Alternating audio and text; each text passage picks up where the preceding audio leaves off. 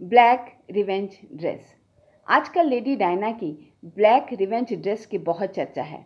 जब उन्होंने ये ड्रेस पहन के अपना गुस्सा, अपनी नाराज़गी सारी दुनिया के सामने जाहिर कर दी थी। इसे नॉन वर्बल कम्युनिकेशन कहा जाता है, यानी कुछ ना कहते हुए भी अपनी पर्सनैलिटी, अपनी फीलिंग्स दुनिया के सामने रख देना, बयान कर देना।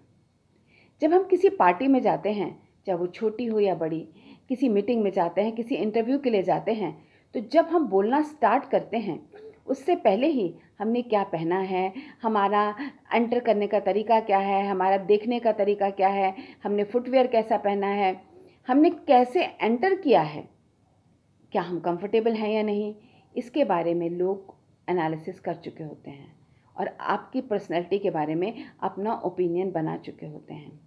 जब आप किसी इंटरव्यू के लिए जाते हैं तो वहाँ एक साइकोलॉजिस्ट भी होता है जो आपसे कोई क्वेश्चन नहीं पूछता, बस आपके बारे में अपनी राय रखता है कि आप रियल हैं या फेक।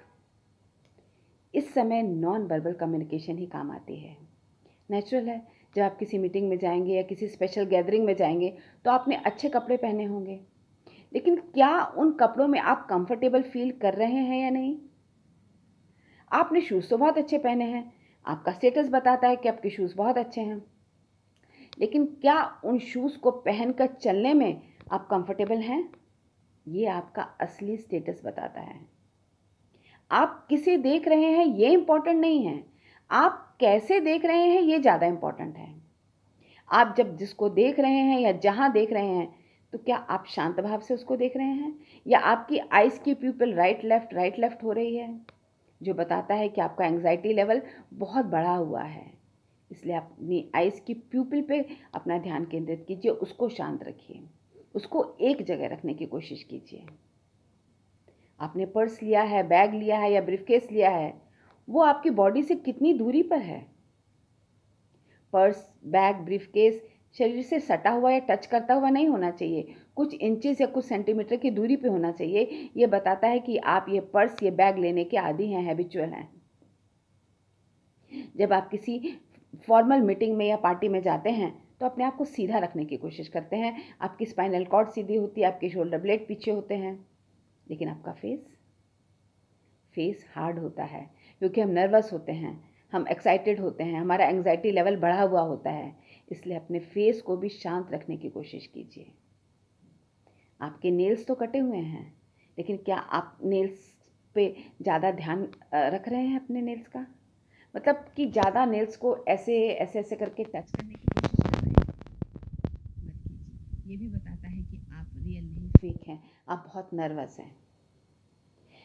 किसी ऐसे टॉपिक पर डिस्कशन चल रहा है जिसमें आप कंफर्ट फील नहीं कर रहे हैं, तो उसमें कैसे आप पार्टिसिपेट करेंगे, ये भी आपका बताता है कि आपका मेंटल लेवल क्या है। पार्टिसिपेट कीजिए, लेकिन ज़्यादा अपना ज्ञान मत बघारिए, क्योंकि आपको तो पता ही नहीं है और सामने वाला एक्सपर्ट हो सकता है।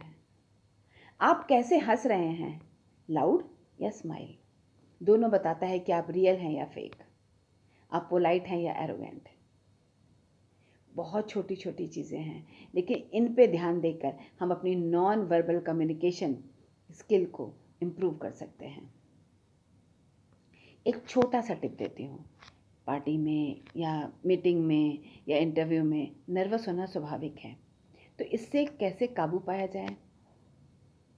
छोटी उंगली है ना, जिसको पिंकी फिंगर भी कहते हैं, लिटिल फिंगर भी कहते हैं, वैसे ही हमारे पैर का अंगूठा, तो इस पे कंसंट्रेट कीजिए। जब आप सांस ले रहे हैं या सांस छोड़ रहे हैं, तो मन में सोचिए कि आप नाक से सांस नहीं ले रहे, आप मुंह से सांस नहीं ले रहे, आप चेस्ट से सांस नहीं ले रहे, आप पेट से सांस नहीं ले रहे। इन दोनों पे फोकस करके यहाँ से सांस लेने की कोशिश कीजिए और जो चीज़ें मैंने बताई हैं उस पर ध्यान दीजिए। आपकी नॉन वर्बल कम्युनिकेशन की स्किल भी इम्प्रूव हो जाएगी, वीक नहीं रहेगी। मुश्किल नहीं है, थोड़ी सी मेहनत कीजिए, ट्राई करके देखिए।